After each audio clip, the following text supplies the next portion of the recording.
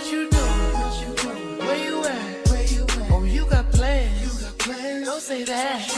I'm sipping wine in a robe. I look too good to be alone. My house clean, my pool warm. Just shake smooth like a newborn.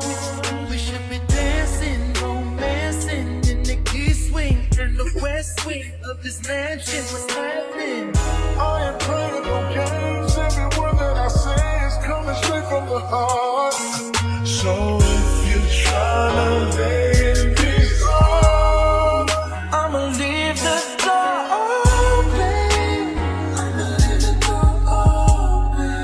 I'ma leave the door open, girl. Let you feel the way I feel, and you want me like I want you tonight, baby. Tell me that you're coming through. Ooh, you're so sweet, so sweet. I've been on you for a long time, shawty, but never crossed my mind, shawty. But tonight I seen something in you. You just want to go into the Lil Jon every single time. Every single time. Hey y'all, Lestat is here and I'm so excited. I am so excited. If you are not new here and you're true here, you know Lestat has always been my fave. He can do no wrong in my book, even when he diabolical. Welcome to the live, y'all. Hopefully you guys are excited as I am. But it's not just me. You know, it's not just me. We also have lovers of others here. Ashley, how are you feeling? Are you ready to get into the episode? Muted as ever. I am excellent. Hey, I am so excited to get into this episode. I have so many thoughts, Tyra. I have so many thoughts, and I cannot wait to dive into all the things because we haven't really talked about it. We did like a teach of a conversation, but we haven't gotten to the thick of it. So I'm super excited to know how you feel about the things. Yeah, we had a little piece of dialogue, but we don't try to go in. We try to save the juicy stuff for y'all so we don't be too wrapped up. But I'm gonna go second just because I feel like I'm gonna be talking the most. Ashley, what were your overall thoughts of this first episode? Listen, I have seen all of the things as far as this episode. I thought this was incredible. I think that we couldn't have had a better episode to really introduce Lestat's narration in this season. I feel like this is who he is, a torn up, broken man. That is seeking external validation, who wants to be worshipped as a god, who wants to stick it to the man, and who wants to rewrite and tell his own story. I thought this was quintessential Lestat. I think it's full of his narcissism. I think it's full of his hubris, his thinking I'm better, I'm bigger than all of these things. I loved it. I love that it took us on a journey, and I love that it felt unhinged. Like when I think about Lestat, even in the earlier seasons, even though that's just Louis and Armand's perspective, when we got over here, I was like, it's got to be wild because he's so grandiose in everyone's retelling. So this was incredible. Did some things give me pause? Absolutely. Did I clutch my pearls a good couple times? Yes. Did I feel like I was tripping for a second? I did. But I think it's setting the stage for what I think is going to be an exceptional season. I mean, what did y'all expect? Because if this was not going to be loud, I didn't want it. It's loud. This is loud as hell. And I love it. Like, I am so surprised at some of the things that I am seeing and hearing about the show. It's like, yeah, I really could never get into it. And now that it's just solely fixated on Lestat, I really don't want to be bothered because he can tend to be a bit much. These are queens. What do you mean? I love the fact that we are. What do we consider this? If you 250 plus, this is not a midlife crisis. Like what crisis are we in? At this is like, a quarter millennia crisis. I love it. I love the show. Like I don't know what more that you would expect. I mean, we know that the truth lies somewhere in the middle with these folks, but this was always going to be shine, sparkle, purple glitter. Like this is a rock star. And first of all, Lestat was a rock star in any decade, any century. Like this was going to be loud and all outside. I felt like this was brilliant. in any way that you could take us through 2 seasons and bring us here, and we have the same folks, this feels like a completely different show. It's refreshing. Like, I feel like we got a 2-for-1 special. Now, in my episodes, absolutely not. Absolutely not. The least you could do is give us 8 after you made us wait 8 years. But if you want to do that little cute 7, little yang around the house, fine. But I thought it was shot well. I thought it was great storytelling. I was immediately dropped. We could have got here and dropped the ball completely and said, you know what? This is not what we were expecting. We were so subdued, and it was very quiet in a way with Louis. I don't want all Lestat all the time. This is just completely different. And then we in 2025. This is something else than what we got for 2 seasons. This is the same. Like, it's good. Like, what y'all want?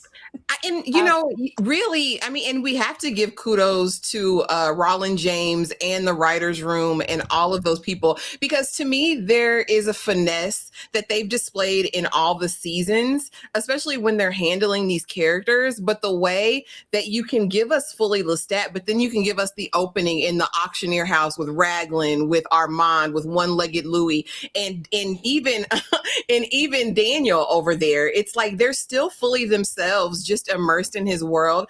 I think, listen, I can't give them nothing but their props. If you have me enthralled still, when you think season 1 was a period piece, right? We are back in the day, and then you bring us up current. Like, I have no qualms with them at this point. I had a great time. Did you see the fashion? Did you see the makeup? Did you see the rock star essence on stage? I don't know what you people were looking for. And I might be biased because Lestat is my favorite, but I don't even care. This is a good show. Like, as much as I could be mad at them for giving us 7 episodes and 1 hour of TV, they are going to cram in and do everything. And then it's still going to be very well written. It's not going to feel rushed. It's not going to feel convoluted. We met a little bit of everybody. I feel like we met everybody we needed to current day. And I'm hungry for more. Like, don't be mad. Get glad. It's Lestat. Dom is in the house. Dom is in the house here to talk about the show. Welcome, Dom. How are you doing? And give us your overall thoughts of this first episode, please. What's going on? What's going on? Yeah, happy to be here. It is the perfect show. It is the perfect segue from Louis' point of view to Lestat's point of view. It's a lot, though.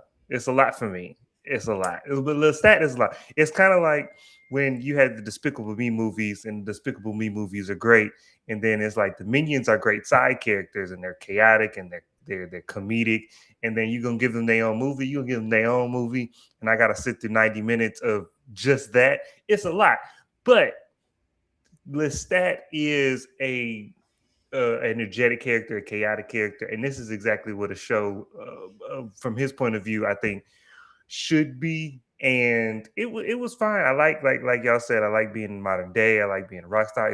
I felt like I was on an acid trip the whole episode. And I like even with Interview with the Vampire, we had nonlinear storytelling. We're going back and forth. But the way we did nonlinear storytelling in episode 1, where he's narrating, he's like, wait, I'm getting ahead of myself. Wait, not yet. Wait, not yet. That was a good pace change and a good different way. Like you said, it's great that they renamed the show because this is a different show and it's a different pace. So it's all good. 7 episodes is probably going to be exactly what I needed. After 7 episodes, I'm going to be tired. I'm going to need some liquid IV and I'm going to need to recuperate. So I'm here for it. I'm here for it. Don't, please. Ladies and gentlemen, there's a hater in the midst. That's okay, though. That's okay. Like, I don't understand what's not to like, especially if you've been following. We've made very, very clear that everything was all Louis all the time, maybe some of Claudia when we were trying to be honest, and a little bit of that hater / gremlin Armand when he was found out or when he was trying not to be. But we've never gotten, like, this is a theater queen at best. If he wasn't a vampire, he would have been somebody's theatrical Broadway queen or a rock star, like, anyway. He's loud. He's energetic. It's rambling. Like, it was going to be all of those things sprinkled in neon glitter and ridiculousness. He's so unserious. I didn't expect anything here that we didn't get already. If we got him in those small increments, what we felt like in Lestat's story, and it was that loud, I was like, baby, when they give him his own show, it's just going to be loud as hell. But I'm prepared for that because he's my favorite. Let me put this super chat on the screen. I don't know why this super chat section always wants to be weird with me. Thank you so much, Swank fan, for the super chat. Let me see. It's a super sticker. Said, how's it going? It's going great. We're getting into my man, my favorite. I feel like above all else, there are levels to Lestat and there's some nuance. Like all of this is persona. I feel like when we tear away at all of this, then it's gonna be like, okay, now we're getting to the root of who he is and getting more story than him just being over the top, rambunctious all the time. I think it's gonna be cute. I think so, but that's just me. Some dumb may think differently. Thank you so much, Trent, for the super chat. I need to text LB where she at. I don't know, Trent. Go see. I don't know, Trent. Go see. I'm not gonna text anybody. We're gonna appreciate who's here though. Thank you for the super chat. All right, let's get into the next slide, y'all. Now, getting here. Ashley, I am going to come to you because I just want to hear what you had to say first. What was the first thing that popped into your mind when you looked down and noticed Louis did not have a leg? Where is your leg, legless Louis? I said, somebody took you up on that offer. When you said, come see about me, I own the night. Here's my address. The security's on break. Come see about me. And I'm really disappointed because, Louis, I thought you had more in you. Now, somebody did bring it to my attention and reminded me, and we just rewatched this a couple weeks ago, that he always had a cane and a limp. Like that's what Louis was gonna do because he had that ism. He's been a pimp, right? But now when I look down and I see a prosthesis down there in that shoe, what happened to your leg, Louis? I fear he and the gremlin got in a fight and he got Gremlin's eye and the gremlin got his foot. That's the only thing that I can think. But outside of that, I said, listen, the Pillow Princess came in there fine as he wanted to be. I said, now, Louis, damn it. Don't be just fine like that. He had the sponge coils, Tyra. I said, Louis, I said, you look good, Bookie butt. And then, I can't stand the gremlin. I can't stand his ass. But I said, he got that wet and wavy on Tyra, and he looked good too. I said, damn it, Armand, you look fine with one eye. I said, so the parts are missing off of everybody. And then I saw Raglan. Looking like Steve Buscemi to me for whatever reason. He looks like Steve Buscemi to me. He looks like he's always up to something. And now they're saying the body thief might be into play. I had thoughts, but also this is me realizing that there's two notable people who aren't here. One, Lestat, because we're auctioning off his fine leather goods. So clearly he's in the hereafter. And then also there's no Daniel. So I immediately had questions, baby. I was clocking the set as we went, and I'm looking at the other people in the crowd, but I thought this was a great opener because it made you start thinking about where the hell are we, what's happened, and why were y'all trying to eliminate the Y chromosomes? What happened as a result of this tour? What did you do, Lestat? Those were my questions, but I thought it was great. Girl, the way I thought this was a scheme set up to come to us with the BS. I said, what you selling, Armand? What you selling? Take off that eye patch. Ain't nothing wrong with you. You trying to pull a slip and fall in the liquor store? You trying to get a check? Who are you lying to right now? I was like, oh, it's for real. I had to see Louis to know it was real. I said, oh, this is real. And I love the secret down low auction and just how big Lestat is. The way we set them recordings on fire and Miss Mama said, I'll still take that. I'll still buy that. I said, well, damn. What did you do, Lestat? You're real infamous, ain't you? Said we need all recordings burnt up. I will cipher through it and get what I can. It's still worth something. But it's all like a little posthumous. I said, Lestat, where you at? How they get their hands on your valuables to even auction them off here? You better be somewhere hiding in Cuba, because don't give me no posthumous. If you're reading this, I'm already gone type of energy. Don't do that. Where you at, boo? He's not here though. I'm here in spirit, because whoever gets their hands on these items, you're a very, very lucky person. It's not just the recordings of they said 111 records. I said, well, damn, what are you talking about? When they said like cataclysmic, catastrophic world event, I said, what did you do? What the hell did you do? And you're sitting here, look, much as Armand gets on my nerve, Armand looked good. I say, Armand, is that Moose? What is that? What are you you use it? I said, Armand got some Aunt Jackie's. He got some Casual. He got some Carol's daughters up in there. That hair looks good. It looks like it smells good. And then Louis comes in looking like money with one leg. I said, whatever happened, it's I think it's recently happened for everything to not be fully formed and healed again. It's like we're just well enough to come in here because I need to get this information. It's the fact that all three of them are here to bid on the same thing. Now, some of y'all in my comments were saying that Raglan James, he had a little limp too. I didn't. I'm gonna have to go and run it back and see. But it's like we were all in a brawl. But who were we fighting? Were we fighting each other? Were we fighting others? I hope y'all was getting it out the mud, all about protecting one another. And after y'all fight each other, because that's only right. We got to get off that energy. But when the boys roll up, when the Fang gangs plus one roll up, were y'all handling business, or were we just in this state all because we just felt like knocking the S out of what? Like, where is your leg? Whenever we get to see what happened to Louis' leg, it's going to send me. But we look good legless. The butter was sitting. He looked good. I say, damn, Louis. Then we get over here and we get these 111 records and get our bidding.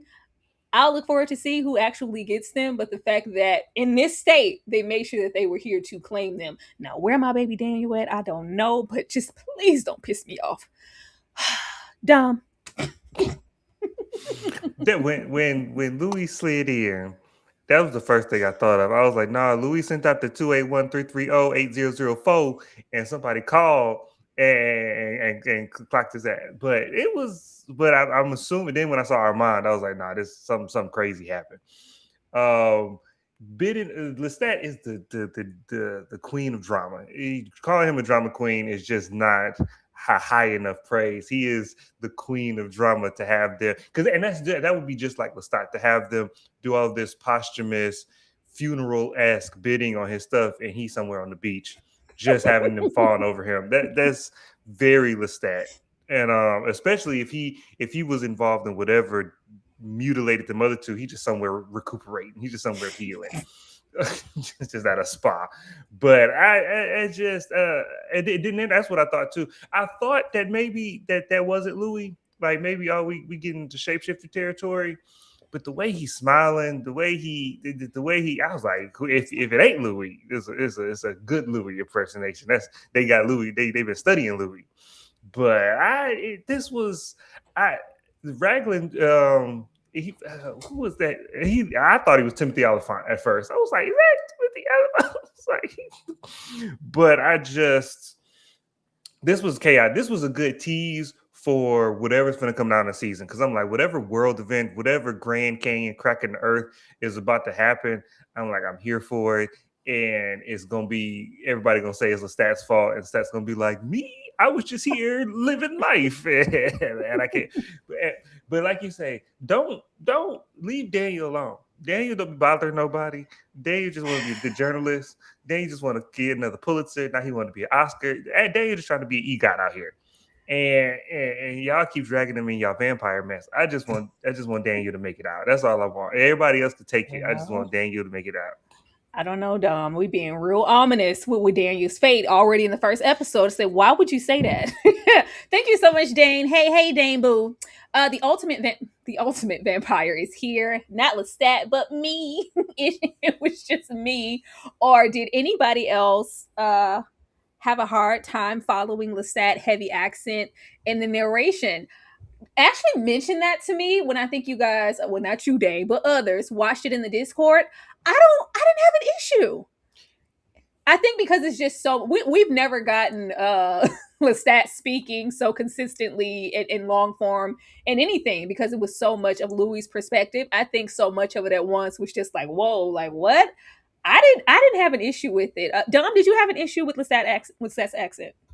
No, it's like you said. I feel like most of the time with Lestat, we get like quick bursts of him in the past season, and then like in season 2, he wasn't in half of it, and so we didn't really get to hear him talk. And so this is the most uninterrupted Lestat we've gotten, and it sounded like Lestat. It always sounds like the Merovingian from the Matrix, like he putting on that French accent just because he fancy, and that's how he's always sounded like. So no, I didn't have a problem with it. Ashley, did you have an issue? But I noticed it was heavy, right? But I think it's just that same that we hadn't heard that many monologues from him and to extend for that long because, Louis was always in his feelings, honey, just doing the most. But yeah, no, it was fine. But I get why people are saying that because we just haven't heard him speak that long before consistently. Roses, but not you coming in steaming hot trying to defend the gremlin. Lord. Not too much on Armand. Please leave Wet and Wavy Rollisette alone. He's innocent. You know what? You worse than the readers. You're worse than the readers and the public. The main person that will never be innocent here is most definitely Armand. Innocent of what? Of not lying at this moment. At this moment. It's just because he didn't open his mouth. No lies came out because it was a silent, unspoken scene. The eye patch said everything it needed to. But it's a lie. He's sitting there thinking about what lie to tell next. But let's get over here. Now, I just had to spend a moment here. The opening in the episode, I saw a lot of y'all say y'all didn't like the music. I was very surprised by that. Y'all say y'all wasn't messing with the Vampire Lestat band bops. I love the music. I feel like this invokes everything I miss about an OG rock star. Especially if we're trying to go into Prince, Bowie, I think you mentioned Freddie. All of those, like, it's good. Iggy Pop moment, it was very Iggy Pop for me. I was excited. I love the on stage persona. I love the music. I love how we are introduced to these characters. It's very reminiscent of things that we've seen before, like in I'm trying to think of the movie where we're following the band, but it's a spoof movie. It's not coming to me, but it was very much so that I enjoyed it. I like how we faded. Yes. Yeah. That's why I love you, Ashley. That was the one. that was the one. It was very reminiscent of that. But just to kind of ease us into this Lestat without having to tell us too much, I'm brilliant. I'm big. I'm bold. I'm in black and white, and I'm being followed because document my greatness in this. And as we were meeting like every single band member, but I thought the onstage persona, the music, the crowd, this fits him. This fits him so well. It's strange to think that after however many years that you would emerge in your realness now, but we've seen peaks and valleys of this. First of all, the doppelganger took me out. I said. The doppelganger, that is wild work, but it's always been about the music. Even when it was Louis' narrative, we know how serious. I'm an artist and I'm sensitive about my ish. It's always about the music. I will gut a fish all behind you getting a note wrong, because why would you play that? Why would you sing out of key? It's always serious competition. The writing is executed. It's a part of his ministry and his being as just a vampire, or maybe even, I would look forward to seeing what we get of him before now, but I feel like we did a good job meshing them. I love the music. Anybody out there who just wasn't messing with the vibes and you wasn't getting into the black licorice or the long face, I don't know what to tell you.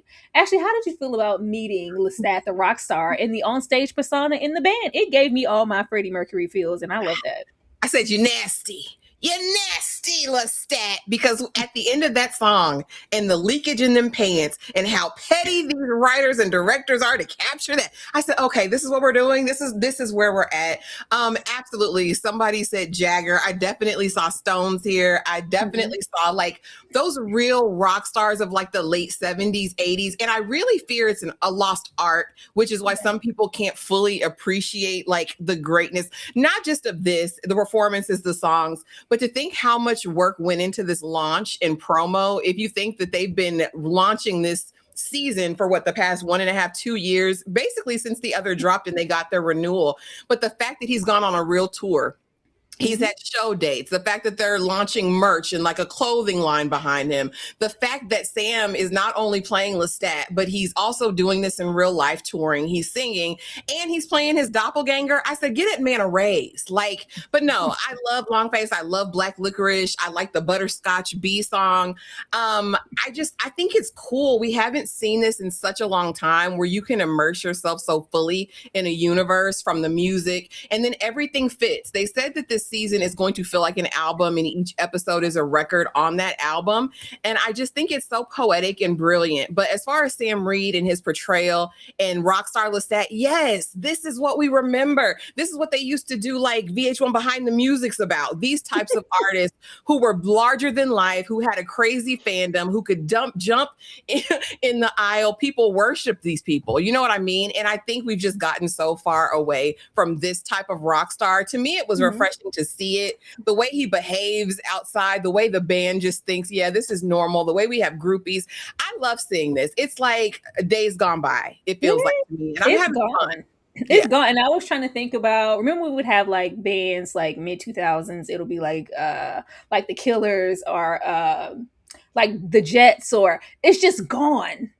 It's just gone. And I'm like, y'all cannot appreciate this. And I think I mentioned Mick Jagger among like a bunch of people in my upload. And somebody said, "Who is that?" I said, "Well, know your spaces and know the people that you're talking to. Some people just aren't going to receive it because you're not going to get the references."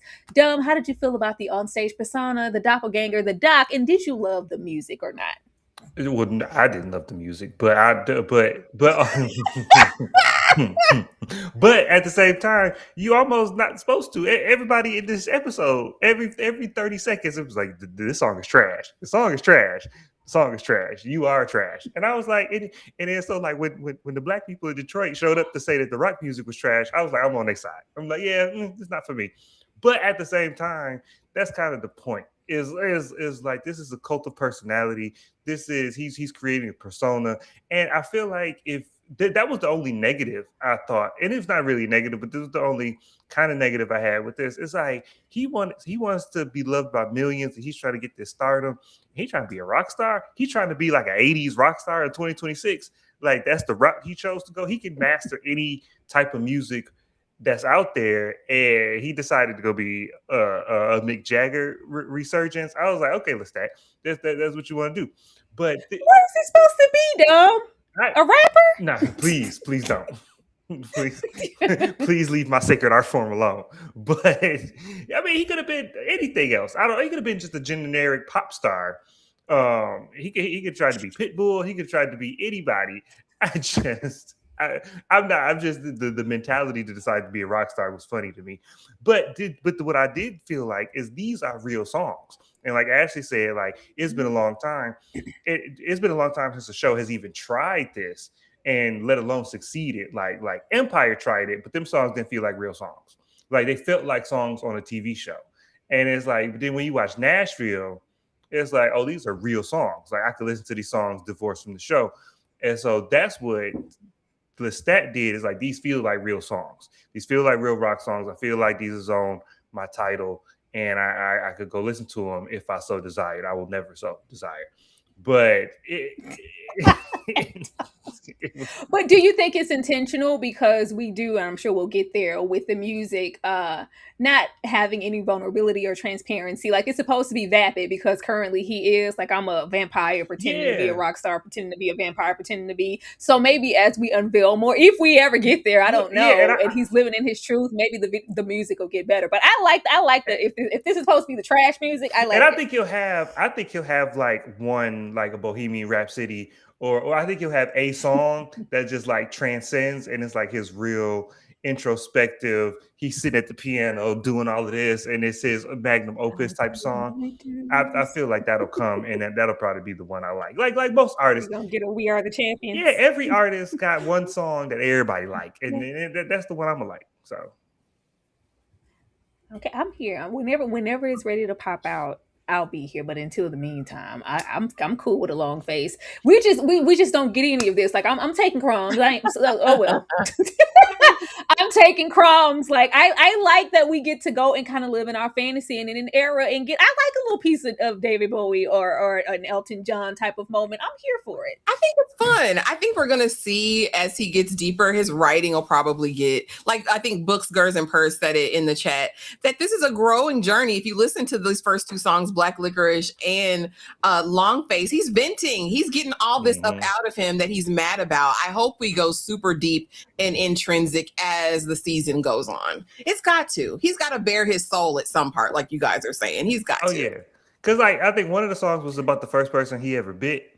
And then it's like, when we get to a song about Louis, that's finna go. Whatever song he finna make about Louis is finna go. I want to hear the song about his mama. Just no music. Just no music video to that song. I want to hear that.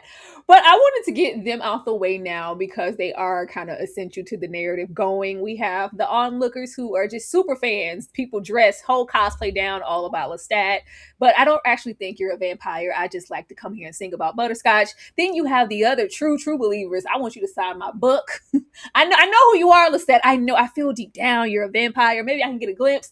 And then you have these people out here who just came to collect. Because who said you can be outside doing what you want to do, being free, breaking all the rules? Not only are we going to take you out, but we're going to make a name for ourselves doing it. I saw a little smoke for this element of the show where people maybe felt like they were unserious and too goofy. And if we're going to have an element of like villainy or just ops or somebody who's going to take on Lestat, it's like, well, yeah, Lestat will wipe these losers out, no problem. But I'm like, well, I think that's why we made it a point to make him a little out of his mind, inebriated, LSD down when he went to take on this Fang gang. But I think people wanted something a little heavier and something more serious for the first outing of, yeah, we're here to take your neck. You know, I collect your fucking head. But these, I was like, I didn't, it was fun. Like, I don't know. I don't know. I didn't have a problem. Ashley, how did you feel about the Fang Girl, gang? I mean, it got very bon ton. It really did. I was like, okay, the Fang Bangers, the Fang Gang. If you remember in True Blood, that's where we got those kind of quirky vampire sayings. And it took me over there, especially when big black dude Tim opened his mouth. I said, "Are you Blade now?" I said, "What is this voice? Like, why are we doing this?" And Russ of it all, like, I just quit playing with me. But I don't think we needed in this one because it did feel so like a psychedelic trip this whole time. I don't necessarily know if we needed that to be that serious, but I think what it did was a couple of things. First, I think there was some humility brought to Lestat in that moment, but also I think it just kept with the tone of the show, right? We didn't need to really be afraid of these people. And I think when Daniel and Sam come in, it kind of made it more enjoyable. I'm not mad. Like, I don't know how people are watching this really getting mad. Like, this is the era of Rockstar Lestat, like in everything that comes with it. I thought these guys were fun. The hallway thing, and us going, like I said, the whole Punisher moment, going down this long hallway with all of these threats. It was fine. I'm just really curious about more of these regional vampires because you know Lestat talked that he said the regional, they're here. They have an edict. We know that the elder vampires are mad at everybody. First Louis. Now you want to write songs and go on tour. We have to eliminate you. But I'm kind of like Lestat. He said, I got the blood of the princess. Like, I'm not too pressed. I hope eventually we will get some more formidable foes. I think if he hadn't been high out of his mind, he would have handled all of them. Piece of cake. Yeah. I don't need them to come out steaming hot, smoking with the enemies immediately because clearly these little petites, they don't even know who he is or like the real caliber. It's like we're referencing solely what we read in this book. I don't know. They feel like newly turned vampires and we don't know his caliber, his backstory, whose blood he has, to why you're not just going to roll up and have your way and however many of y'all are standing here. It didn't need to be that serious for me, but I understand some of you people's complaints. Dumb. No, I don't understand the complaints because one, this is the same way Interview with a Vampire was Louis' point of view and his veneer over the story. This is Lestat's point of view. Lestat's telling the story. So Lestat looks at these regionals with disdain and unseriousness. So they're characterized with unseriousness. If he said Fang Gang one more time, I was like, these is the goofiest people I've ever met. But that's what it was. He's got a goofy voice. He's trying to be Blade. He's trying to make fetch happen. And this is how Lestat sees them, and I appreciated that, and I like that because then when he meets a real foe, when he's somebody that he's actually intimidated by, that's going to be sobering for him, and then we'll probably see them depicted differently as well. And so I didn't mind this at all. I did like the aspect of him keep calling them regionals because it sounded so dismissive, and it felt like that's why they didn't fully appreciate who he was, because to call them regionals, to be stuck in this specific area probably for the whole time they were vampires, versus Lestat, who's probably the most worldly traveled person on the planet. Yeah, Lestat don't ever, he been all over the world. It ain't nowhere he ain't been. So it's like, you been here, you regional, you peasant, you uninformed, you uncultured swine. That's what he was called. He was like, these uncultured swine, I'm here for the night, you'll never leave. And that's like, he was acting like the person who made it out the small town and went to college and came back and you still working at the diner. Like this is how Lestat's energy was, and I absolutely loved it. You got to understand Lestat's character and point of view, and we're watching the show through his eyes. And so you gotta take some acid, take some LSD, and be along for the ride. That's just what this is, and I had a good time with it. I got that too, Dane. If Reid is or Roz is the black, deep voiced OG werewolf from the underworld, I could see that reference. That's what I felt too. Y'all gonna stop playing with Blade. I didn't get Blade. I ain't get Blade. I ain't get no Blade. I don't know. Some mother always trying to skate. Don't ice skate uphill all about Wesley. I ain't see that. I saw something goofier, but all right. It was a parody. Remember those OG parody vampire movies? I would have gave it that. But I'm here for the region. I'm here for the regional vamps. Like it's right. It's like okay, you're either that's right above. It was the Sticky Fingers Blade. That's what it was. It was the Blade TV show. There we go. TV show. I'll take that. I'll take that. But Wesley's everything. Let's get into my boo Daniel. Let's get into my bookie Daniel. Because who you feeling like, Daniel? Daniel. It's only been 2 years. Daniel is too well adjusted for me. Daniel. It's been 5 minutes, Daniel. Daniel is running around like he has been a vamp all his life. You couldn't wait, Daniel. I love this dynamic. The moment, this is what I was waiting on. And going through, meeting the new folks, the band, all cute. I'm sure he'd be weighing Christine down as the manager, getting on her everlasting nerves. But it's like Daniel is chilling. When he called him a Contessa. And he's like, yeah, welcome on to the back of the bus. See you next Tuesday. Like, first of all, this man down here that y'all keep saying looks like Armand. That man is whoever used to come down to Dubai and service Armand and hook Daniel up to IVs, give him his medicine. He would always say, like, yeah, on the record. And he would go, I'm not here. Don't talk to me. He was very connected to Armand. The fact that he's over here sitting next to Daniel. I said, what y'all doing? What you doing, Daniel? How you got the man who was over there with the gremlin with all of his powers and he's sitting next to you for what? Doing what? Capturing not what? Not the Talamasca dude. No, not the Talamasca dude. This dude down here in the black and white, very bottom photo. A lot of people were comparing him because I think everybody's waiting for Daniel to get over there with Armand. I don't know if that's something I want to see. Please don't. I don't know if that's something I want to see, if we're going to make it in like a romantic sense, but I know that that's going to happen. But a lot of people were like, oh, is that a lover? Is he longing for a connection to Armand, that he got somebody who looks close to Armand? I was like, no, this is the same man who used to come down to Dubai, give Daniel his meds, hook him up to IVs when we had to slap somebody because my hand's shaking a little too much and YouTube vamps trying to play on my top, but I'm not here. Don't put me on the record. Don't put me in your files. That's him. What he's doing with him now, I don't know. But this dynamic of them like immediately reading each other down, I'm here for it. Daniel is not about to play with Lestat. I'm not about to play with you. I'm not about to stroke your little ego, as powerful as you are. So don't be coming in here acting like you Jelly Roll. You ain't Jelly Roll, Malone. That little crowd of 500, what was that, 800 people? You're not even that massive. Like, with all of your capabilities, everything that you've seen, why would you waste time being a rock star, traveling? And he said these little small venues. Yeah, who are you? I want to get to the meat and potatoes. We already know that it's going to take a while to peel back all these layered onions and get into who he really is outside of this persona, because we're going like real fast. Like, did you stutter? Did you stutter as a child? Because you're on the record and Louis said you did. We're here, of course, because we have to act unbothered. If unbothered or pretending to be unbothered had a photo next to it, it would be Lestat. The way it's like, yeah, whatever. Daniel's like, you call me here. I don't have to be here, okay?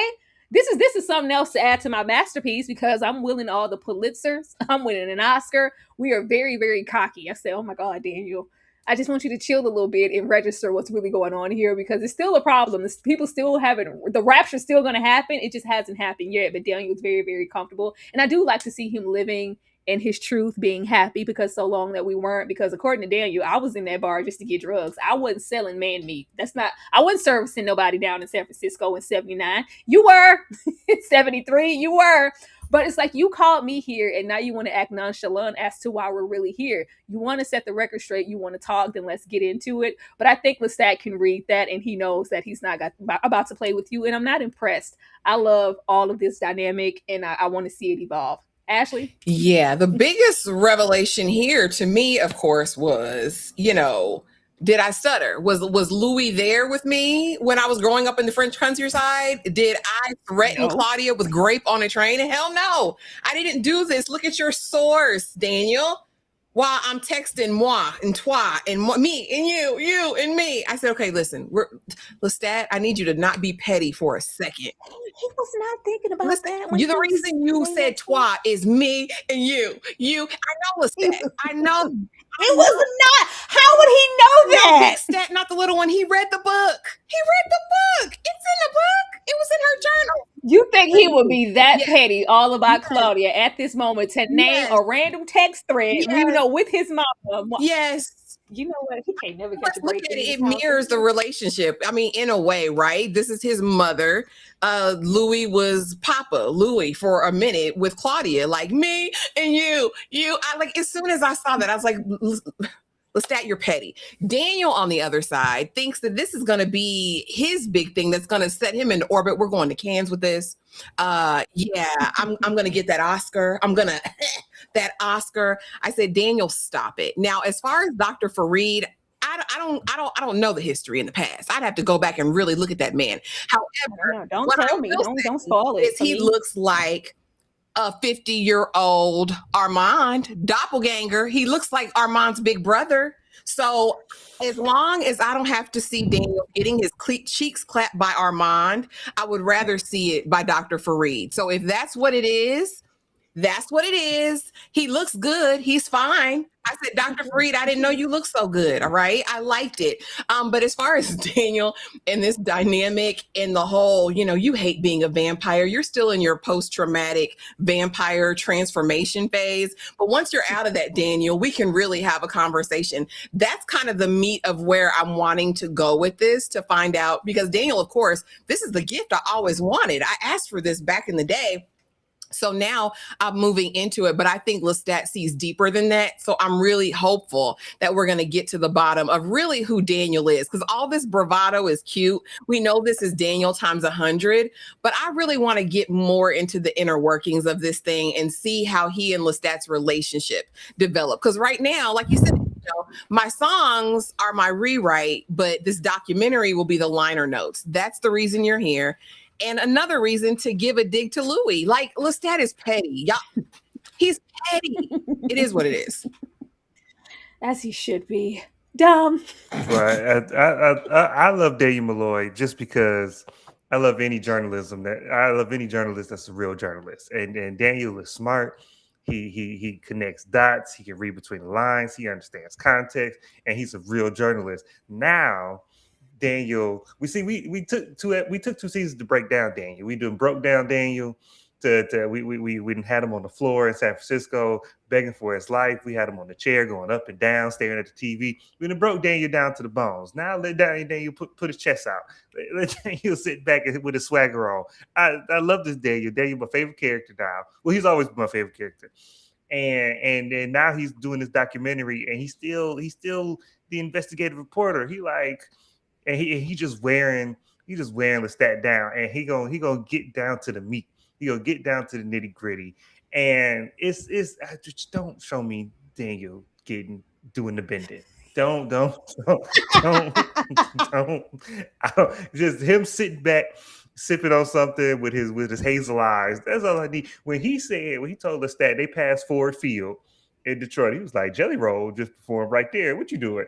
The pettiness, the sarcasm, and then he got a little action when he pulling people's heads off with the chain.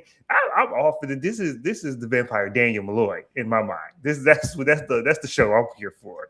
And so I Yeah. just said he dealing with this, and I when he irritated with Lestat, I'm irritated with Lestat. Like, we got to deal with this man child. We over here professional. I got a Pulitzer. I'm finna get another one. I'm finna get an Oscar. I talk your stuff because he was humble. He was humble. He was like, I'm just an author. I'm just a lowly. We that's over with. I'm top two, not two, Daniel. That's what I'm talking about. That's what I like. I need more of that. I need 7 more episodes, 6 more episodes of Daniel talking this big one. That's all I need. Yeah. I was looking at y'all in the chat, y'all. That is for Reid. I double triple checked because I was like, he looks familiar, but I don't really know who he is. I when I looked, I was like, oh, okay, this is old boy from Dubai.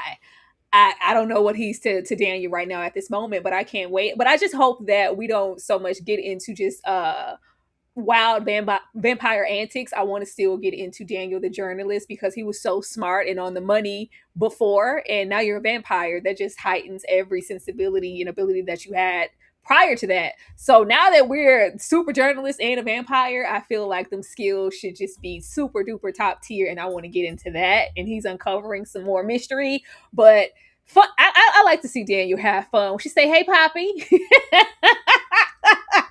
he said, "Who giving me some neck and a little cocaine?" I said, "Who, me? Hell yeah, come on in here, Daniel." I said, "Oh my goodness, oh my goodness, love this for Daniel." He been sat down for far too long, so let him talk his stuff. But let's get into why we're really here, because you're not going to act unbothered all the time, Lestat. We know that you care. If you didn't care enough to set the record straight and what was said about you in that book, you wouldn't even call me to be here, Doc or not. But we don't start off that way. You know, you got to remember we left. Did you hurt yourself? we had a nice, calm, precious, come to Jesus, all about who we were in the past, who we were now, who we were to Claudia, how we wronged her. I can't wait to see her hunting y'all asses to death.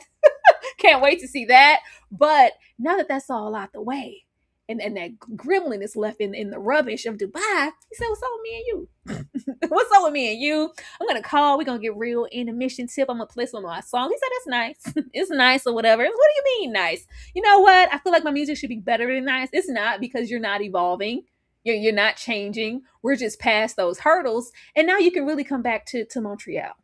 And I'm saying come back because this is the new New Orleans without the hurricanes. Still the broken French. We can even pick up where we left off. That's the energy it's given. And up until the book drops. He says, "Speak the hell up. I can't. I didn't know it. I didn't know what the cloud was. I didn't know he had it in the cloud. I didn't know he had it in the cloud. I mean, you still, but no, I don't want you to come down. I don't want you to do anything, Louis. Like, this is what you think about me?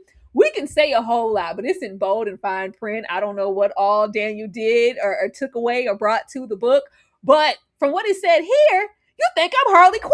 You think I'm trash. You think I'm the drama? Louis, really? You know what? Just don't worry about it. This little Daniel, say, "Lee Daniel, that book is going to blow over so quick and nobody's going to care about it." Please. Everybody cares about it. But when them trick-or-treaters came to the door, dressed down like little Claudia, little Armand, and little Louis, none of you, though, because you're the most hated man in America, according to this book. He had me at the no thank you. So would you like to use your reward? No thank you. How? I don't want none of that. Give me this book and let me go through the pages, because I'm mud. It's the fact that, Daniel, whatever you did, it paints Armand as a hero.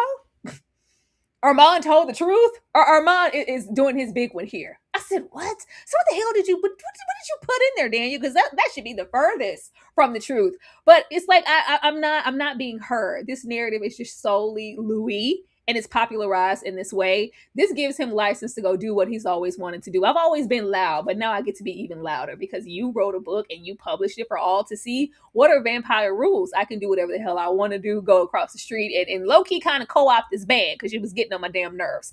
I'm here for all of it. I just like how bothered he is because he tries his best to just hold up this wall and this persona, and I could really give a damn. I want to be adorned by millions and trillions, but right now millions and trillions think I'm trash, according to what you said in this book. That's not even the truth. Neither one of them are ever going to just tell the sole truth.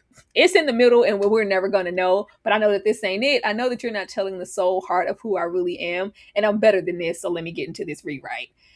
Dom, how did you feel about us getting into the book, and when he found out, flipping through those pages, he said lies, lies, lies, and more lies? This was great. This was amazing. And a tell-all book only ever tell one side. So like we didn't interview Nan Rapper when Superhead book came out. We just had to let her account stand.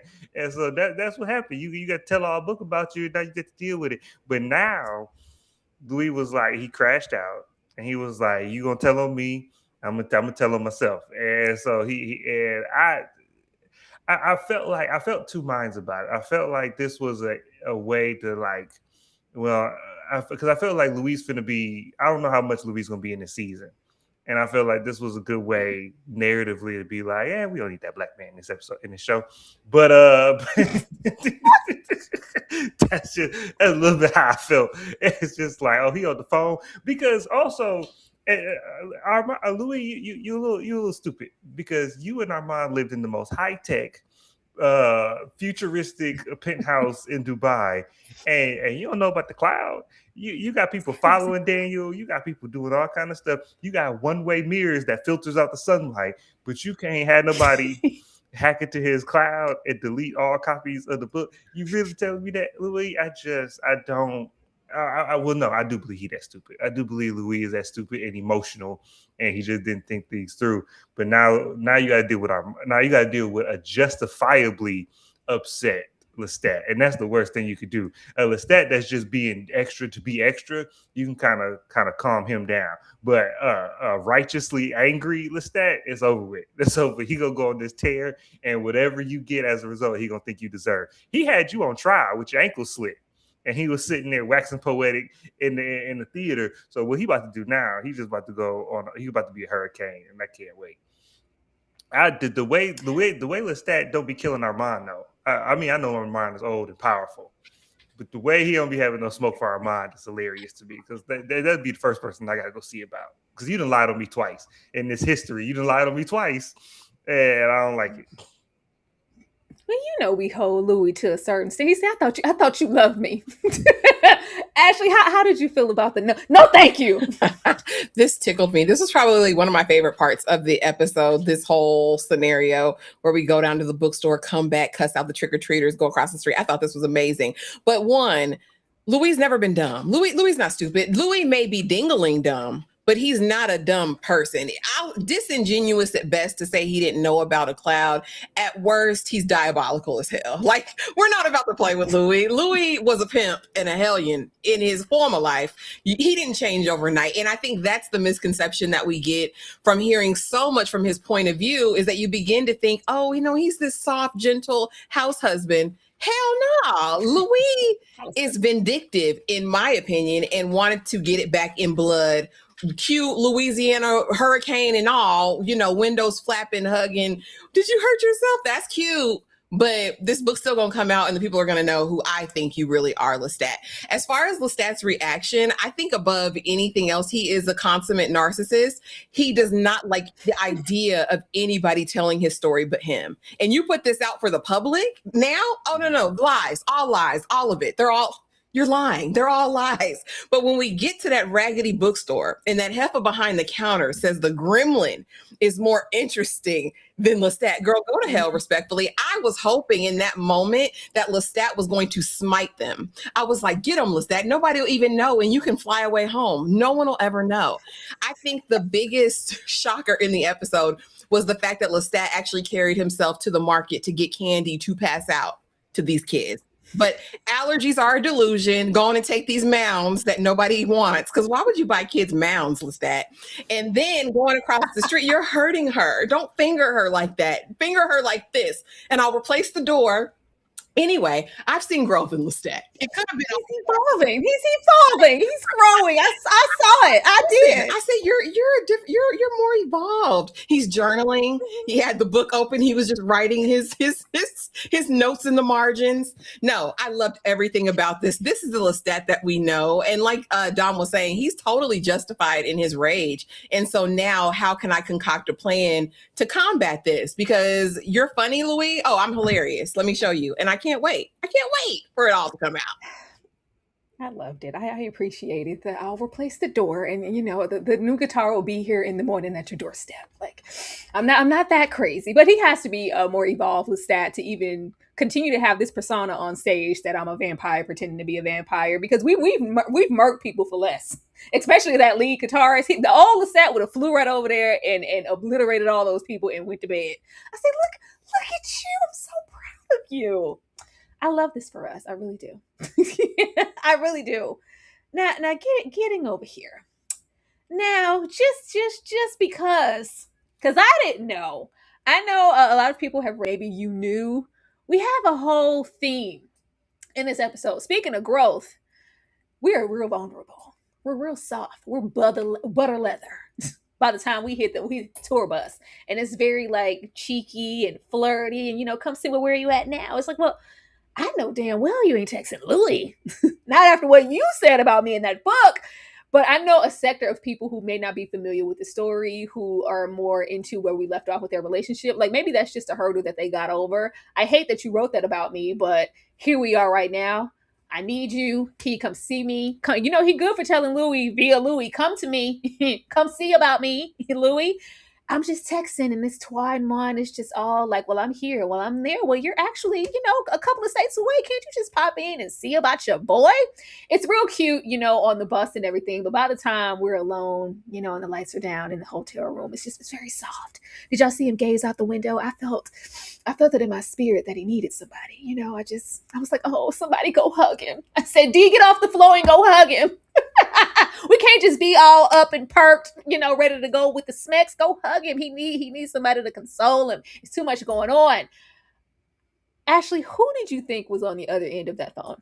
Child, I mean, and albeit the couple times I watched it, it was, of course, in the middle of the night when we watched it in the Discord together, and then early that morning. And I wasn't seeing all of the messages at the beginning. And people were saying, well, if you looked at all the messages in the beginning, you would have known it wasn't Louis. But a part of me was like, it's got to be Louis, because come to me. Like, we're in a different place now. We know it's been off, on, off, on, off, on. And then the moi toi was really throwing me, because me and you and me. But then it came to a point where I was like, well, damn, it can't be Louis, but like I want it to be. So I was holding out hope. It definitely, at the end, in terms of the reveal, was never who I thought it was going to be. That is not how I thought she was going to make her appearance. But when it was revealed, I was like, Lestat, you are petty as hell. You are petty as hell. But there were some soft, tender, broken moments. But just to think that this person is part of the reason why, a big reason that Lestat is the way that he is today. I think it's going to be toxic. I think it's going to be sick and sad. I was hoping it was Louis. About mid-episode, I knew it wasn't. I was hoping though. It's just when he got to this window, because especially right now, especially since you said maybe if they just solely left off of the New Orleans hurricane and we didn't drop the book, the moment we dropped that book, I'm guarded. I can't unfold myself to you the way that I wanted to and have this forgiveness. Be like, yeah, so where you at? I feel like we would have been real begrudged in that message. I mean, I don't need you, but it would be nice if you came on by. I feel like it would have been dry because I have to maintain my persona. I was so vulnerable down in New Orleans with you. I threw out the rat catcher and told him to go his way so we could have my time alone. And you say this about me? I said, we're not. It was so soft and it had a little bit of desperation. I said, this isn't Louis. I didn't know who the hell it was, but I knew it wasn't Louis. Dumb. Who did you think this was? And did you immediately go, oh, that's the mama. That's Gabriella? I did immediately go. That I immediately knew it was the mom, only because I wish I had never watched the trailer for it, because I didn't read the book, so I don't know what be going on in these streets. If it wasn't in Queen of the Dam, or if it wasn't Tom Cruise, I don't know where the story's finna go. And so, but I watched the trailer, and so that they dropped that dynamic in the trailer. So I was like, because it's not Louis. That's what I was like. We not finna go there. He not finna be this vulnerable to Louis. Like Louis just gonna have to show up, and then they can roll around in the bed, but he not finna call him. He not finna. Lestat not sending no "Hey big head" text after that book. But I knew it was the mom, and it wasn't that surprising. The actress was surprising. I guess the only surprise. I was like, oh, discount Patricia Arquette. Look at you.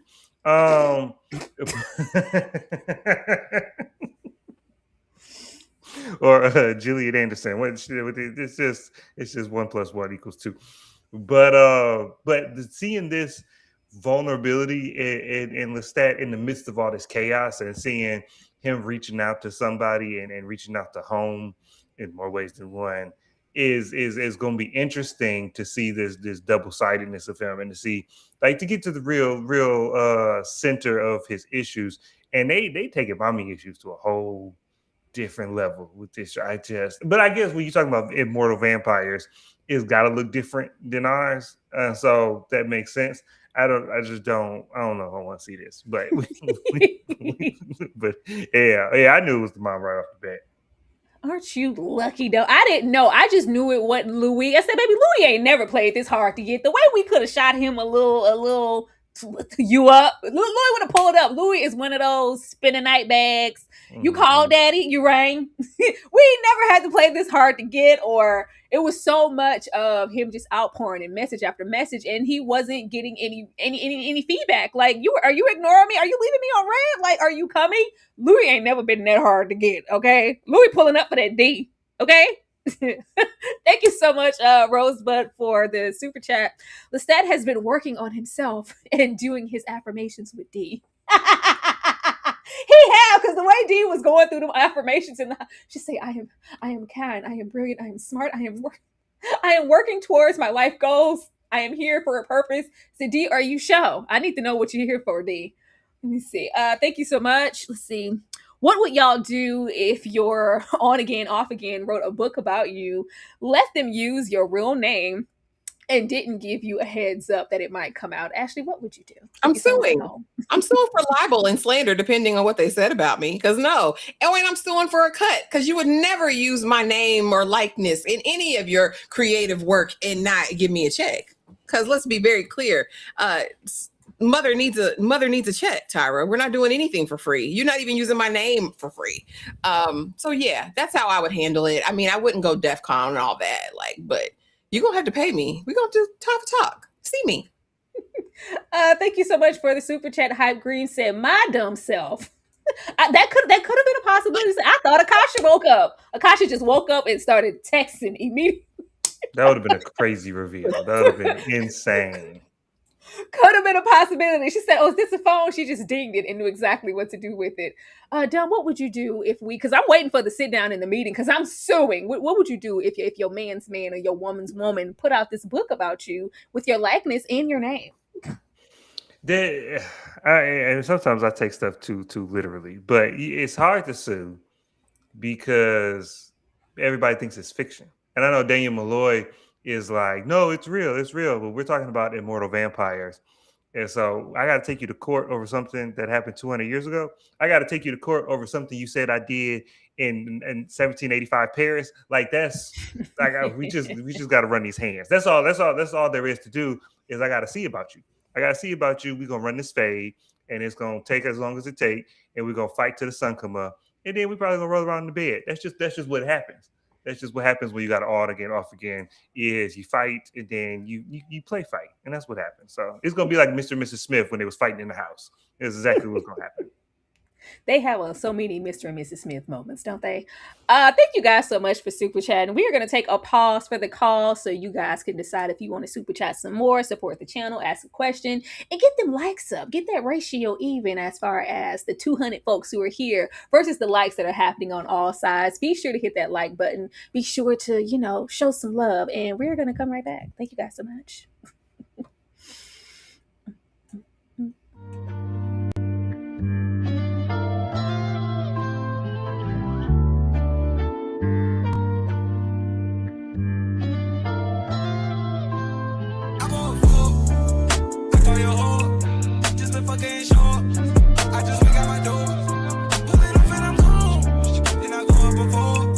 Then I roll up, then I'm calling your whore. Pick up the phone.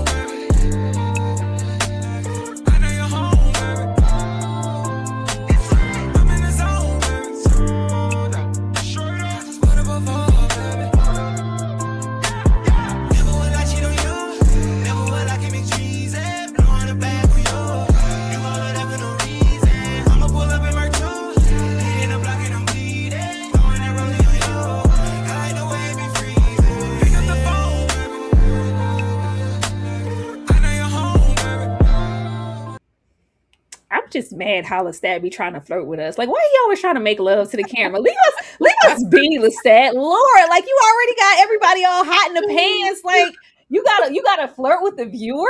God, You gotta make eyes. Gary gotta make eyes. All this come hither all the time, flipping that hair. Now we also flirt with this audience. Let's get into the performance. Let's get into the performance where that shield, that armor that he speaks of, really started to crack.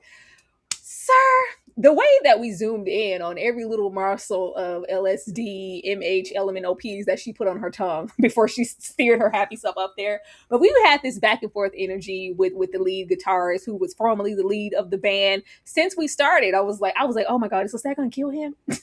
Is he gonna be a victim? Because we've taken people out for less, but it's just like, you're not doing what I need you to do. He said, church. He said, take us to church with the tambourine. I need you to go around down at the Baptist, all about that tambourine. I need you to do what I tell you to do, and I tell you to do it. I want to control every aspect of this music. It's my creation, my sounds, my songs, my muse, things that I've written.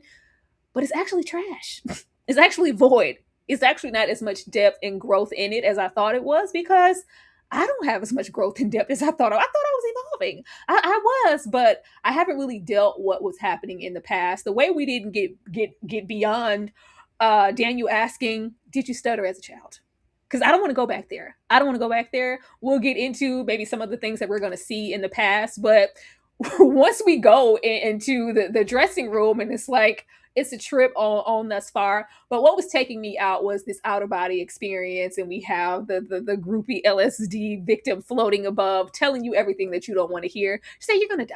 Everybody's going to die. You keep fighting the inevitable. You're going to die. She's going to die. That Daniel, he gets it. He's arrested. What are you going to do to Daniel? What are you going to do to Daniel? Why would you say that about Daniel and put those thoughts in my head, heifer? What are you going to do with Daniel? It's all a moment on stage. We do get to have this breakthrough of him realizing, I've been holding my band back all this time when I thought I was having all of these moments in the music. It's really been stifling to have all of these thoughts that I'm suppressing with everything else.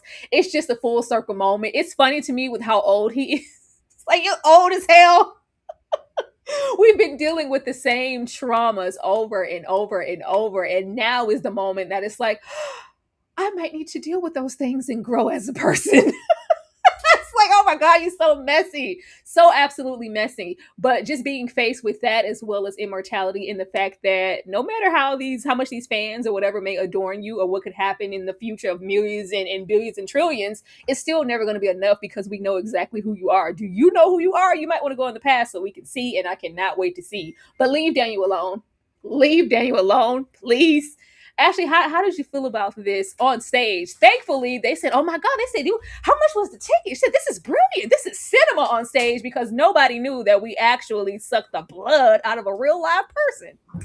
I mean, this is quintessential Lestat, and we've seen evidence of this before, honey, because don't be flat and don't be sharp on Lestat's watch, because why are you doing this to the music? Because I've drained people for less. So when he's hearing the guitarist, the sideman, and he's like, what are you doing? Now I'm competing with my violin solo and this guitar solo. And then he has this moment where he comes to himself. And I thought it was kind of revelatory, just in the sense of, oh, it's not them, it's me who's been holding them back. And I said, oh, wow, maybe this is his moment of like clarity, because that mirrors a big part of his life. Maybe it's not everybody else. Maybe there actually is something that's going on with me. So I appreciated it in the moment. But then when we reach this bliss and this nirvana, and now I'm seeing all my muses, I'm seeing Nikki, I'm seeing Louis in the audience, I'm seeing Gabrielle, I'm having flashbacks that I may not want to go. Fangs full out. And then Baby Jinx pops her ass up there with candy-coated dreams all over her lips and tongue. I said, this is going to end very, very badly. This is going to end very, very badly. And so then, I mean, again, I've seen growth in Lestat. The fact that he even took her back there, to even get help or resuscitation, I feel like that's steps, leaps and bounds. I'm proud of you, Lestat. But when we get back there, and I see Daniel chewing on D Pharma's neck, what are you doing, sir? What are we? And it looked like he was kind of like turned on, Tyra. I can't guarantee it. But were you getting your rocks off, Daniel? Sucking on D's neck? What were we? what was going on? But no, then we get in there and then we get Ghost Jinx for 2 seconds. And now he talks about how she's the full embodiment of all his fears, of the muses, of all these things. I know this can't be the last that we've seen of her. The speculation in the comments, though, is that Jinx works for somebody that we've met in the past whose name starts with a B and ends in a Roos. And nope. For what? I'm just telling you what the people said. So I'm really interested in her character. I want to see where we go from there. But the vampire OD was crazy as hell to me. I didn't connect all of that to Jinx. I thought Jinx was going to be a one-off character. The people have been asking for baby Jinx, but the word on the street is that she had some tattoo that is Bruce's nickname and that they're all connected and this is why the regionals came and that there's a lot going on with it. That's word on the street. But as far as the predictions and the foreshadowing, I think Lestat got to take that serious. How can you not? How can you not? She said everybody in this room. And Daniel twice. It's going to be bad. And I'm scared. I'm scared of what's going to happen, to be honest with you. Because leave Daniel alone. I didn't tie that. Now, I'm sure a lot of you, and I love how y'all come through with all the facts, spilling all the tea. Well, yeah, I know you read the book, beloved. I don't want to know. I want to be surprised. I didn't read that sucker. Let me go for the ride and the journey. I did not connect any of that. I didn't even take into account her name or Jinx. I thought that this was groupie getting groupie love. Like, girl, you had a moment, didn't you? She said a night. She said a time was had. Gotta go. I thought that was the last that we were going to see of her after the elevator. Dom, how did you feel about this trip? I thought that she was just groupie number 7 when she dropped on the stage, and then I thought he was going to turn her. That's what I thought. I thought when we brought her to the back, I thought he was going to turn her, but it does show a little bit of growth that he just didn't leave her bloody on the stage. But also he's still pretending that he's not a vampire, like it's all an act. So he still got to cover his tracks a little bit. And I thought it was funny when he came in. He was like, "Does anybody not deal with an overdose?" And he was like, "No, I'm talking about me." But I'm hoping that Daniel, in his new vampiric life, has now been able to like live in his truth. I don't need all Daniel been through now. He don't need to be in the closet no more. He did that wife gone. His daughter's grown. He immortal. Go get you some. If you like the man salami, go get it. You grown now. Then you super grown. You're gonna be grown the rest of your life. I don't need Daniel to start to fight who he is anymore. Go live in his truth. The floating revelation was hilarious. It is funny that everybody that's gonna be dead was not in the auction. It was like, oh, yo, you gonna die. You're not in the auction. Daniel really gonna die. He wasn't at the auction. And so I felt it was a little foreshadowy, but also it was like, it's not like this was a third party premonition. He was hallucinating. So we can only take it with a grain of salt. And so, but like you said, Tyra, I didn't think that she was like a consequential character. I just thought that she was white lady number 2. And she was the plot device for this scene. But if she sticks around and becomes like the little funny sidekick who's going to inform on somebody later on, then cool with me. I'm just along for the ride. But ghosts exist in this universe, right? So was it a hallucination or was it a ghost? Well, he's not. Dee saw her, and Daniel saw her. So. Oh, I missed that part. That other people. And then we got it on later. I'm looking at this chat, and y'all talking about the kill her tattoo and Bruce. Like I didn't know we were I didn't know we got into Bruce after Claudia's demise. Like Bruce coming? Oh, he better die immediately. If we get to see Bruce get destroyed, I'm all for it. Because any given year, you need to pay for that. You need to pay for what you did, sir, and what you probably did to so many others. If that's how we're gonna connect her, I'm here for it. The way I thought she had her mind, I said, "Girl, you had a good time. Go home." I thought we would go see her again. I'm here for that. I'm absolutely here for it. But actually, I'm going to come to you when we got into like the flashes. First of all, Marius, Mary. I was like, "Is that Michael Jackson?" It looked very Michael Jackson-esque in the flash. I said it looked very, very Michael. But we get a whole lot of flashes when we do finally get that hit of LSD, but we immediately come out of it, and of course we try to actively avoid everything that we just felt and saw. What is the main thing as far as Lestat's history are you most intrigued by to know more? Nikki Mm. Stat. We got to go over there with Nikki. This is like his, well, I don't want to say, well, I guess it is his first most epic love. Like his creator just used him and played with him. His mama played games. Everyone I think who kind of framed him up until Nikki, it was a very traumatic situation, and I feel like Nikki might be the real love story of it all. So I'm really curious about that dynamic. There's been so much fan speculation about it on the After Dark show. They say that Nikki is going to be here, and it may be even a big part of the flashbacks of the show that we get. So that's kind of what I'm focused on. I do hope we get back there to his childhood. I hope we see the dynamic and when Gabriella, he had to turn Gabriella and how she transformed after that. I do want to see Magnus and all of those things. I want to see the making of it all. I want to see all the blonde boys. I'm interested to see if they're going to go all the way there. Again, we only have 7 episodes. I really think this should have been at least 8, but probably 10 episodes this season. I think there's a lot to cover, a lot to dive deep in, but I'm most excited about Nikki Stat. Yeah, that 7 episodes really grinds my gears. Like 7? Well, hell, why not 6 if y'all gonna do 7? Like, what is that odd 7? Oh, it pisses me off. I'm really intrigued to see Baby Lestat. I want to see Daddy Stat, Mama Stat in the relationship that blossomed as far as who you are, because that sets the tempo for who you became later in your older age. So as much as I'm interested in darling Nikki and everybody else, I want to see little Lestat in a relationship that he has with his parents. Don, what are you most intrigued by in that flashback? Because we saw a lot, but we already know about Louis and well, we know about Louis via Louis and Claudia as well. Yeah, well, 7 is the number of completion. So this is a perfect number for these episodes. But I'm also thinking that 7 is probably going to be good. I'm guessing that we're going to get a lot after this first episode. It's going to be really heavy in the flashbacks, because in modern day, as far as the modern day plot, it's only so far we can go each episode from a timeline perspective. So I'm thinking that we're gonna be heavy in the flashbacks and then sprinkle in the modern day, a la Interview with the Vampire. So I'm thinking that's the way they're gonna go. I'm hoping the era or the area I'm most interested in seeing is Magnus. We didn't been hearing about Magnus forever. I need to see that relationship. I need to see that dynamic, and I want to see the fact that your mother is like you're her son, but you're also her maker.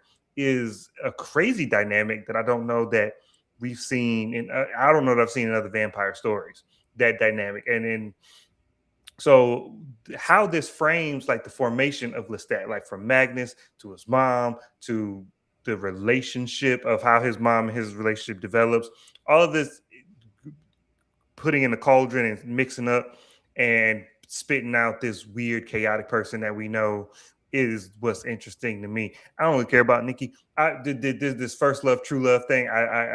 We've seen it. It's just at least interesting element to me, because unless there's something that I can't already surmise about what happened, like how deep he was in, it's your first love and then it ended tragically. That to me, that was all I needed to know. So to go in depth in it, I don't need us to spend too much time there unless there's some revelation or some aspect to the story that he's been like misrepresenting. And now it's like, oh, this is what really happened. Like you killed him. You know what I'm saying? Like unless it's something like that, then I don't need to see a Lifetime movie of Lestat and this boy. I don't need to see that. But yeah, the mama and Magnus is what I want to see. I want to see everything. I want to see it all. And I want to see it all way in the past, but I don't mind us spending a little bit more time current day. I'm sure we'll learn some more vampire lore, but I just love getting into Lestat. Like that was the main thing I noticed, like in the promo. I was like, what are all these scars, all this stuff on his chest? It's like, yeah, this isn't something that just appeared there. I already had, damage and inflictions and things on my body that Louis never even mentioned in his book. Like he act like I had a bob. So baby, my hair always touched my shoulders. Okay, it was always giving length. When he said something about the handkerchief in that pocket square with Louis' initials on, he said, "I was never that damn pressed all about Louis. If you don't get over yourself." But when we get the facts, like, the vampire's pee and his immortal erection, I said, this is going to be so good, because so much of Louis' story, especially season 1, he was so sad, so displaced, always careworn, always in this gray area of, I don't know where I belong. And he was still trying to hold on to that humanity in season 1. And then season 2, baby, we were holding on to what Armand told us to. So now that we're here and we get to like really get into, well, actually, vampires do this for this reason. On my free time, in my former life, this is what was going on. And this is like, we really get to go on a journey from beginning to end with somebody who's really powerful, and we've seen so much, which is why I wish Armand could get some act right, because I feel like his story is hella intriguing, but Armand is trash at the end, so we might not ever get that. But I was here for the elevator and the immortal erections. He said, "Baby, I don't know what you talking about, Louis, you and all this complex you have about sex." He said, "The best thing you could ever do is get it in." That's fourth. That's right up there with me bleeding somebody dry and burying the body. Okay, it's a good old time. We love it. It's fun. It's luscious. Like, it's life. It's also escapism, because I get to suppress it like I'm doing with these drugs, which would explain why he just didn't know which way was up when Louis ain't want to give him none when they was trying to play house. And he was all down and out all about Claudia. Like, he needs that constant sex, companionship, to be wanted, to be loved. I need all of that. And you're not giving it to me. Yeah, I gotta go over there and go see Antoinette, because I don't got time to play with you. I need some head, boy. Come on now. It was a good time. I was here for the elevator. I was here for the sex, and I was here for the psychedelic trip. I was here for everything in the club with him having a good old time. I just thought it was fun, and I can't wait to know more about the vampires outside of pee and immortal erections. Ashley. Yeah, I did not need the copper tone pee and hearing about Russ's pelvic floor. You have a very strong pelvic floor, Russ. You're aiming straight there. And Lestat laughing in people's faces, because that's what Lestat's going to do. Now, what I was intrigued by was that immortal dingling, because really, Lestat, really, but we always knew Lestat was for the streets, and he was going to get a cute piece of dingling or a cute piece of cootenanny. One way or the other, Lestat was getting it, and it's fine. Like, the pee was probably my least favorite part of, the whole thing. But hey, if you like it, I love it. But this was the trip of it all, and we had to get here. And I think this is the moment in realization after coming out of there in the elevator smecks. Oh, I'm not all the way here. I've been poisoned.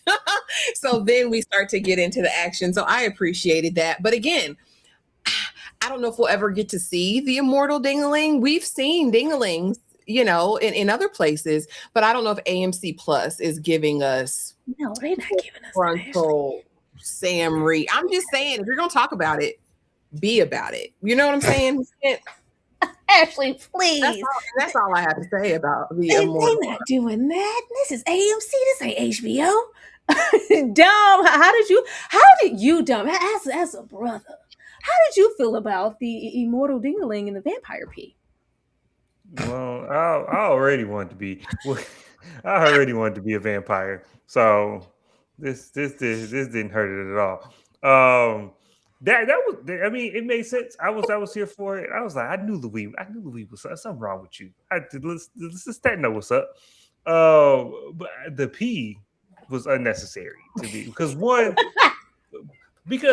one is not a thing I needed to know, because we already know you cry blood. So I assumed all bodily fluids was blood. I mean, I don't need to know that you pee blood. And then also, why do we gotta champagne it away? If I come in the bathroom and it's pee in the urinal, I'm like, well, somebody need to go to the doctor. But I'm not being like, the vampire was here. Like, that's not the dots I'm connected. So I don't understand the secrecy around the pee blood. But Lestat is. He's just so extra. He's so extra, and so the stuff he decides to include in the story is going to be extra. But I did not. The elevator scene was great, and then his voiceover of this is great. This is the best thing smoking. It's so refreshing, because everybody be like, oh, sex is just this. it's this bonding between souls. No, I'm 200 years old. This is fun to me. This is how I keep away the depression of being 200 years old. Is this it's time to get it in. And that to me was the most sane take on being a vampire that I've seen. And so that part I love Lestat. Lestat's character is super consistent. If nothing else, Lestat gonna be Lestat. So I was happy. Ashley, what is that face? Because Mina Ruth, and I love you, boo. I know you was here in the original days when we was covering this, but they never show any men's peen regardless of any show, to be honest. Girl, have you been watching the shows that we've been watching? We see peen every other day. Every other week. We see you unwanted peen. Damn. And just like that was making it a point to show us peen. 7 Kingdoms, even. Maybe we got to I want to say 97 Kingdoms had way too much. They had schlong everywhere. Like, we get a lot of unsolicited ping and dingling around these parts. I was just... Maybe not on AMC, but on HBO, they gonna show you some full front. That's all good and moist and freaky and inner thigh before we step off the elevator. He said, D, honey, D, sweetness, turn that way. Anybody who thought, I knew that D was human. I didn't think that D was a man. I just want to know if there was an aspect of someone trying to be a familiar here. Like, you can suck on me, do everything you want to me. I'm a locally fledgling at times. Like, because will you turn me? Like, are you trying to be down? Like, what are you gaining from this, D? That's what I want to know. D gave them affirmations like, okay, this is just the internship, and I'm saying, what are you getting, D? Besides D, and having some good drugs, D, what are you getting from this? That's building your life so immensely. But face the wall, you're not gonna want to see this Buki. When we step off, it's a movie. It's a whole movie. It's a good time. As much as I enjoyed the combat, I already knew where this was going. Baby, y'all not beheading Lestat. What you think this is? This is never going to be that. I even enjoy, like, first of all, I already knew who DJ Sam was over there when he had his Daft Punk going on. I said, Sam, please. I love how we had Daniel and Sam run up the stairs with the save. That was great. I love the inner monologue as the fight is going on. And it's like, well, I didn't even do nothing to deserve this. What have I done that was so bad? Like, this double standard. Y'all been living outside, breaking rules, going against them commandments, that vampire lore for forever now. All I did, well, Louis wrote the book. Louis did it, and Daniel published it. Like, I am evolving, okay? I didn't even tell my personal up close folks, my band members, that I'm a vampire. So what did I really do? Like, it's like, this isn't fair. I said Lestat, please. But I get it. It's like, just because I'm the loudest, let's not act like y'all still sticking to those vamp commandments from centuries ago. You guys are not. It's just y'all like to pick and choose where you want to. I'm like, well, Lestat, you are the most brazen, honey, so they are going to roll up. When we got to the point of, okay, we're about to behead him, and he shows that, we're the OG children of the darkness who are coming. It's like, oh, you goddamn Armand fanatics? You got this tatted? He said, have you ever met him? What's wrong with you? Armand told the truth. Do you know him? Have you seen him? Because if you know anything about Armand, you know damn well he ain't never told the truth about a damn thing. What? It's like, if this is how I'm going to go, whatever. At this moment, I'm like, how are we going to combat this? We made it very clear that management, band members, a few people have made their way into the hotel room that we were trying to get up to before we got it in the elevator. How do we talk moments like this back? Because I haven't even revealed, truly, it's still clothed in secrecy about my vamp history, all the way down to my band, up until we bust down the goddamn door and we're sucking blade light dry. And it's like, what the hell? You're actually a vamp? Like, it's like, well, wait. We have, known to be in the theatrics, maybe this is a trick. Maybe this is a show. Lestat, how he be doing. Lestat flies out the damn window. I said, Lestat! Oh my God! We can't come back from flying out the window, bro. Like, you flew out the window and everybody saw it. It's open and it's loud. We don't know who all was up there. The people who are closest to him were up there as far as management and music, but everybody, it was other people up there too. Like, you can't walk the book back now. You can't hide anymore. So I'm really interested in that relationship unraveling. But the fact that that exposure and the fact that he turned and saw Daniel and it's like, did you stutter as a child? You're so against confronting those things that you flew out of the damn window. Crazy. But I love this scene. It was fun. Ashley. Child. I said Lestat looked like old boy from like Martin when he got beat up in the ring. I said, damn, Lestat, I didn't even know you could get beat broke like that. Like his face was twisted and contorted. I said, poor baby Lestat. But no, this was very, very, very good. I enjoyed this scene. I enjoyed Sam and Daniel coming to the rescue. And I also liked Theater Day Vampire. What are you doing here? Oh yeah, the Talamasca. You know, I was working for them, and Lestat's like, well, fine, he's here to help me right now. I have to deal with Sam later. Interested to see what that dynamic's going to be like because you were there, Sam. What are we gonna do and how are we gonna sit with this? And Daniel, honey, like, I mean, springing into action, Captain Save-A-Ho. I said, where is your cape, Daniel? I loved everything about it. I said, you better ride for Lestat. Go on, do your biggest one. Now, as far as Lestat, he higher than Cooter Brown over here. He, can't stop talking about these regional vampires. It's no wonder they all came to kill him because the Fang Gang, that's what y'all are doing? Like, all right. But when we get out there in front of everybody, I said, all right.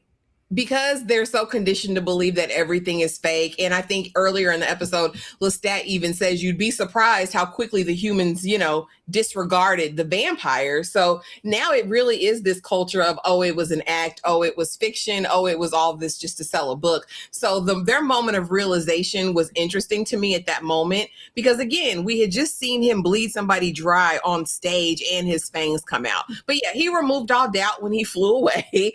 And I said, well, is somebody going to glamour their minds? I said, since Armand made Daniel, maybe Daniel got the touch and he can do something with the people. Are they going to remember that he is in fact a real vamp? Or is somebody going to wipe their minds? Is the Talamasca going to come behind and clean this up? But this is a literal mess. And then him looking like a $2 hoe in that motel room. I said, you look bloodied and broken like you was working the blade in one of them tricks. Tore you up, Lestat. He had on his best shades of blush and bashful, Tyra. He was in that pink number. And I said, look at you, all bloody. He looked good. That corset / shirt blouse was phenomenal. I said, damn, I need that shirt. That shirt is nice. Bled all out on it. But this also was the moment that I knew Dee was on the payroll. Because it was really like, I'm doing this for a purpose. My life has meaning. My career will go somewhere. He said, baby, kiss the wall. You don't want to see any of this. Dee said, you're right.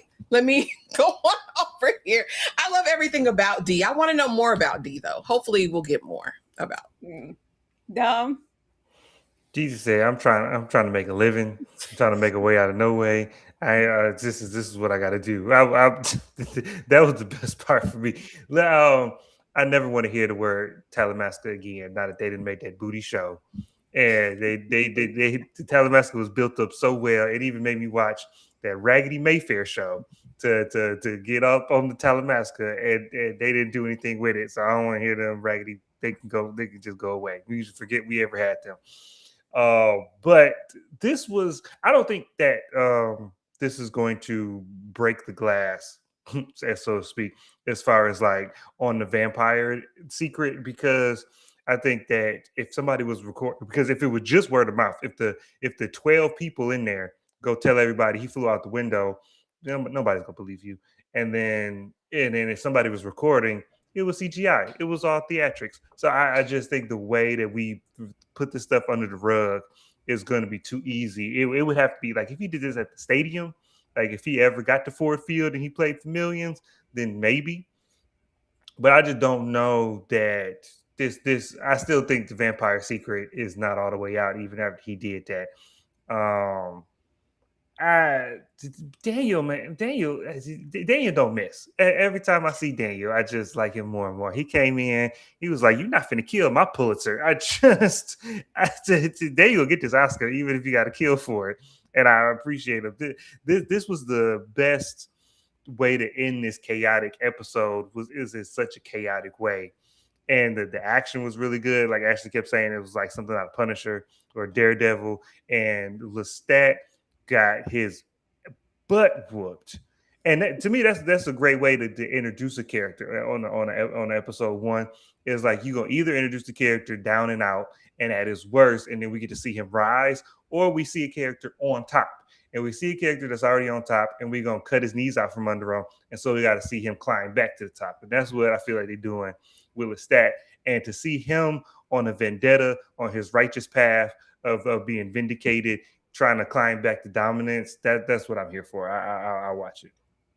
Yeah, I don't want any glamour to happen. Maybe, whoever else was there, the little unmentionables. I really want to hear the conflict in the outpour of, you're really a vampire, like what does that mean? But you were so kind to us. Like you came and lifted us up out of out of nowhere and made us this band. Like, how do you feel about taking lives? Like, we're people, are you gonna kill us? I want to hear that back and forth and what that means, even if it's just within the band. But you flew out the window, Lestat. We can't walk that back. We can't come back from that. So even if we glamour them later, just let me hear them talk about it right now. Thank you so much, Rosebud. Anne Rice was very fond of Lestat's character. I think that Gabriella was embodiment of part of Anne. No, this makes sense to their relationship to me, and how and how it's written or portrayed. I don't know. I mean, So Ashley, Rice is freaky. Yeah, Anne Rice was real freaky, especially for her time. Like, she was outside in a major way, but in the relationship sense of, son and mother. Yeah, Ashley, you go. I have to do some reading, because I think it's giving very much Oedipus Rex over here. It's giving very Oedipal. It's giving very, very, very kinky and freaky, and this is going to end in disaster. But when I looked into it a little bit, and you book readers, fill me in on the backside, but from what I've read, when she was sick, Gabriella, whatever, whichever way, she was sick and dying. So he basically had to turn her if he wanted her to live, but she was always mistreated in her relationship. She was already kind of neglectful and all of those things. When she was turned, immediately it's like she had autonomy, and she really no longer wanted to be recognized as his mother. She almost wanted to become very masculine. So she cuts all her hair off. She's really walking in kind of this different era. They've also talked about how when you have the vampire maker fledgling situation, it also shifts the dynamic of whatever was in the human world, right? And so now it's something completely different, but that she always really kind of wanted to abdicate that part of her life, like the motherly part of it. And so I think he was always seeking that, and it just wasn't something that she was willing to give him after the turn. I feel like she was really about her. And there was one above that, Tyra, the hype one. Did you see that super chat before Rose's Bud? But that's what I think. I don't know. Dom, Tyra, do y'all have anything to add on that? I don't know, because it's very odd. Like I said, I don't know anything that wasn't already in the movie. So we gonna see.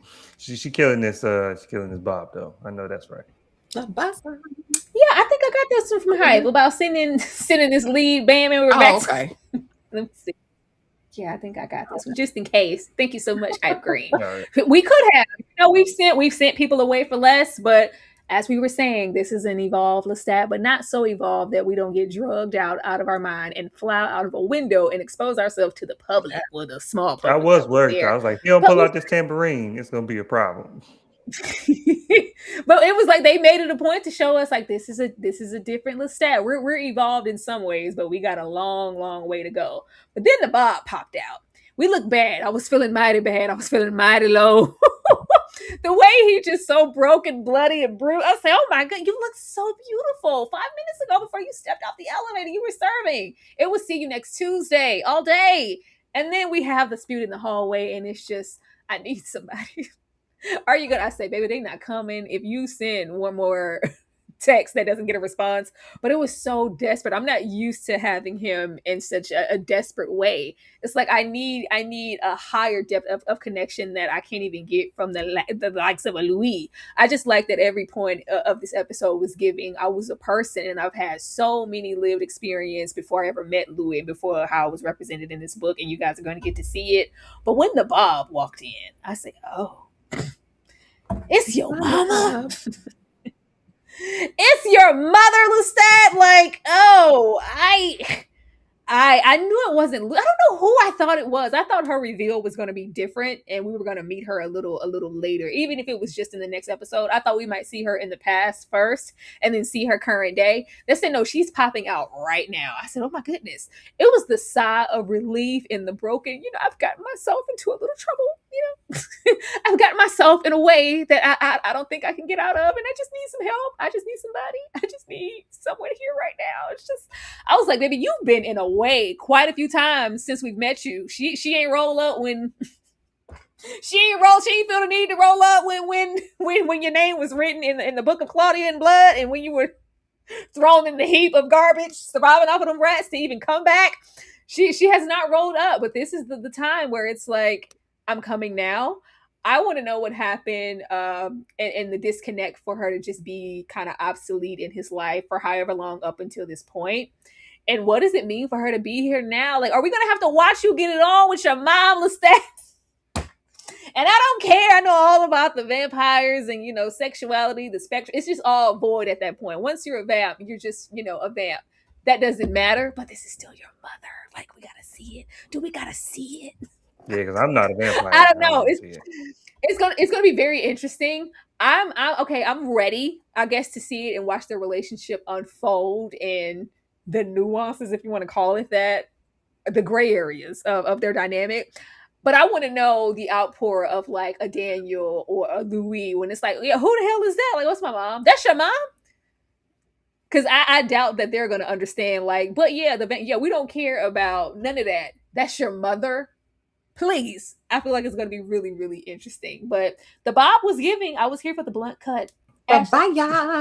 Yeah, this is sick and twisted and sad. And I think this really frames who Lestat is, because I think he's always been seeking something, right? He's like, even when he meets Louis, will you be my forever companion? Like, you don't know like the depths of my loneliness and how it feels to be alone for all of eternity. And I think it starts here. I think this is the curator of the beginning of his trauma. I can't wait to get into it, but I will say this.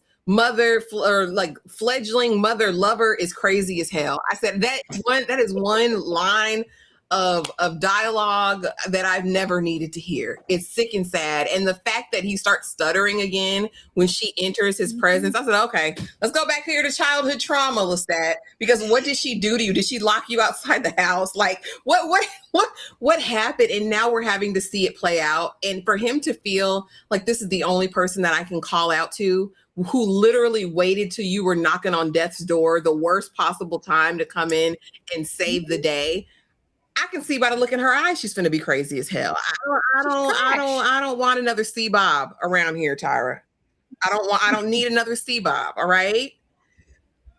That's the thing. I'm like, she's trash. I'm like, are we gonna have to have moments of the boys are back in town having to save you and uplift you from your own mother? Because she's diabolical. We already know she's terrible. When that stutter, I say, oh, you regressed immediately in her presence. What did she do to you? But the fact that she did whatever to you, and you still felt the need to have like a connection. Like it's so bad. It's so bad. I'm like, oh, ain't nobody ever loved you, sweetheart. And it just took me back to that moment where he was discussing his family in that first season. And when I think, was it Paul? I don't know, someone asked him about his mother and his father, and he just turned up. Like, he was so angry just at the aspect of somebody mentioning them. But you call to her of all people. This is desperate. I don't want to see this, Lestat. We're going to have to take this heifer somewhere, but not here. Dom? One, they need not show me any. I don't want to see a scene like the elevator with his mom. Just show the after. Just show her in the bed smoking a cigarette, and let me just know what happened. The afterglow. Yeah, I don't need to see it. When he started stuttering when she walked in, I was like, oh, that's why you couldn't answer Daniel. Because no, you didn't stutter as a child. You stuttered whenever you in her presence. You still stuttering. So that to me, that was a great answer to the question Daniel had been asking all episode. So I really like that. When she shows up and we see this lady, I don't. I'm curious to see how the relationship in the beginning, like you said, what did she do to him? How bad were you seeking her approval? How did the dad play into this? And because I'm like, did she protect you from the dad? Were you always seeking her approval? Like, what's going on? And I feel like that she ain't changed. Like whatever manipulative uh taskmaster that she is now, she was probably there then. In old France. What I don't want to see is this lady trying to do a French accent. I don't need her when we do these flashbacks to have to mangle a French accent. I'm like, we don't need to see that. I mean, maybe she's a good actress and she can do it. I doubt it. So, but we'll see. Mama Gabriella is. I don't be one. I don't. I just don't want to see that much. Isn't she European anyway? Is she? Is she? No, she's just white. white. She's not. Never mind. I had to pull her up. No, she's not. She's from North Carolina. I don't know. I'm just hoping that it was just the dad that was terrible to him and she wasn't a culprit too. Because the fact that she could be that and you were so desperate that you still turned her and wanted her to live anyway, it's a sad life. Like, did you not know any joy, my boy? None. Before darling Nikki, did you not meet anybody? Like, and then, we ain't even went over there with Magnus and the mystery. You know what? Mother knows your heart. It's okay, Lestat. Mama always knew. I always knew. Oh, it's gonna be a sad affair, but hopefully we grow in these episodes from it. Ashley, predictions for I don't know. I know next time I see double caked up D in a shower that she better have soap and a washcloth, though. That really is the thing that pissed me off this episode, because there's no way that you were up there just fully double caked up, water sliding, and I don't see no soap. I don't see no bubble. I don't see not a zestfully clean Tyra. I don't see Lever 2000. I don't see Dove.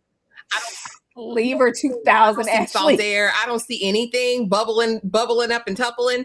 I don't see an African net. I don't see a loofah. I don't see a washcloth. I'm aggravated. Okay, so if I see her in the tub again next week, I know she better have soap.